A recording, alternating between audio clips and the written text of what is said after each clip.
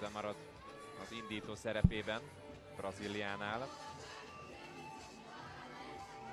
És jön kettessel Senna, akinek többször is voltak gondjai a góljait követően a leérkezésekkor, de vállalta a lövést. Senna, gól!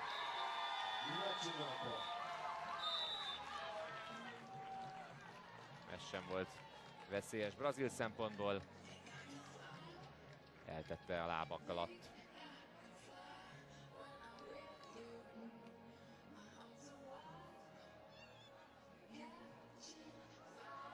Asunción. A brazil kapuban pedig továbbra is Braz. Megint kilép. Némi testcselek, és az átemelés behullik. A spanyolok nagyon szépen felkészültek ebből, hogy ugye védőjátékos fognak beküldeni, és ugye ő kijön, és vagy átejteni kell, vagy ugye ellőni a labdát mellette.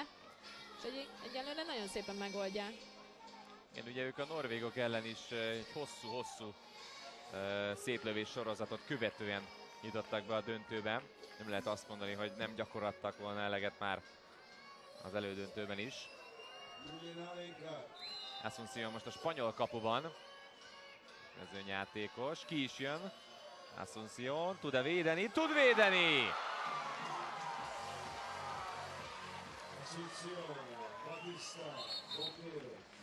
Alencar nem tudott gólt szerezni. Ez nagyon szép volt. Szó szerint lesapkázta. Azt engedte, hogy megforduljon. És itt a hárítás.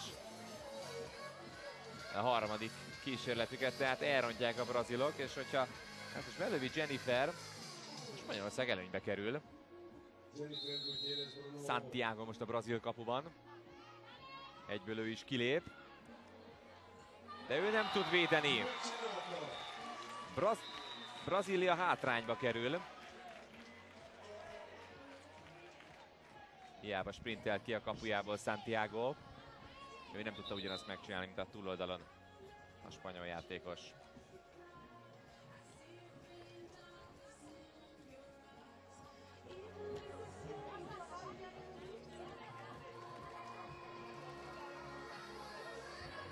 Viszont Santiago most lövéssel próbálkozhat, mert hogy ő lesz az ítélet végrehajtó.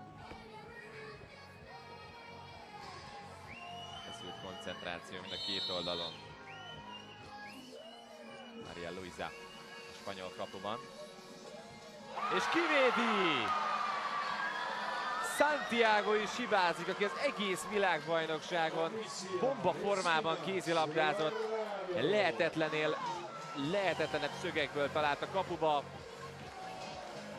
A döntőben, amikor a leginkább fontos lenne az utolsó lövését gólra váltania, akkor nem sikerül neki.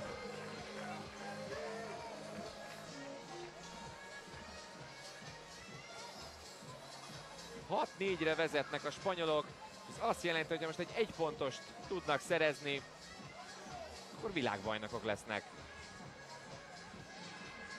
Hát ki hitte volna? A brazilok most nagyon tanácskodnak, hogy kapust vagy védőt küldjenek be. Úgy látom, a kapus lesz. Igen, Frazao az, a kezdőkapusuk. És Ivet jön a spanyoloktól. A gólszeres Spanyolország megnyeri a VB-t. Frazao visszatáncol. Ivet. Gólszeres Spanyolország, és története során először világbajnok. Letaszítják a brazilokat a trónról, akik 2012-ben és 2014-ben is ott ültek a világ tetején. De nem lesznek négyszeres világbajnokok. Lehet, hogy túl lazára vették a második szettet. De én úgy látom innen távolról a brazilokat, hogy persze szomorkodnak, de ugyanúgy mosolyognak, meg pacsiznak, meg dicsérik egymást. Persze a spanyolok örülnek mellettük. Nagyon, az első félidő után nem mondtam volna, hogy Spanyolország nyert, de gratulálok nekik, nagyon szép játékot játszottak, és a szép